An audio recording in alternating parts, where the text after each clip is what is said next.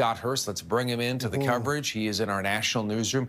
He's got some maps to show us of the different provinces as well. Scott, as you're finding out the idea of perhaps it's time for a national fire service in Canada, so we stop with this sort of patchwork situation of flying things in from different parts of Canada, other countries, in emergency situations, always seems to be a crisis. And Todd, let's recap the situation right now across the 4 western provinces. Hundreds of thousands of hectares already burned. Of course, we know that there are many people forced from their homes in the tens of thousands, dozens of active wildfires.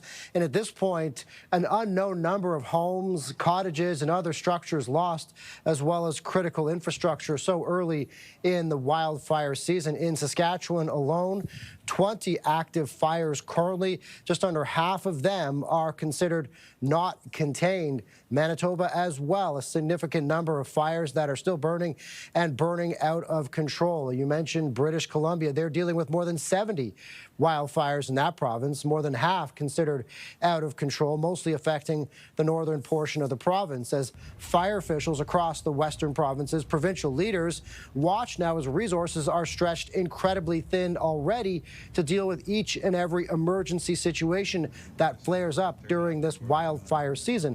Premier Scott Moe of Saskatchewan had mentioned earlier this week the idea of the National Fire Service, posing the question nationally, could they do more to add to the resource pool, as we, of course, know that firefighting crews and equipment is shared across provincial boundaries. And our friends at CTV Your Morning spoke with Paul Boissonneau from the Canadian Association of Fire Chiefs on what a national fire service would look like, how it could help, and how quickly it could be set up. Here's what he had to say.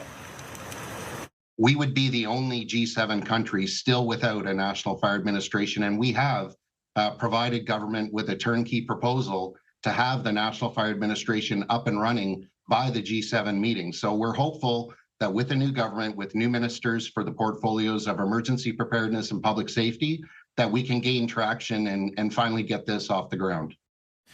Todd, of course, more boots on the ground is great, but the argument from Boissonneau is that the coordination of those resources is the crucial link to an impactful response, and a national fire service would allow for, as he says, the right people in the right place at the right time to help gather all the information and all the crews that are out there and put them where they're needed most across provincial boundaries, Todd. All right, CTV's Scott Hurst teeing it up for us. Thank you, Scott. Thanks, Todd.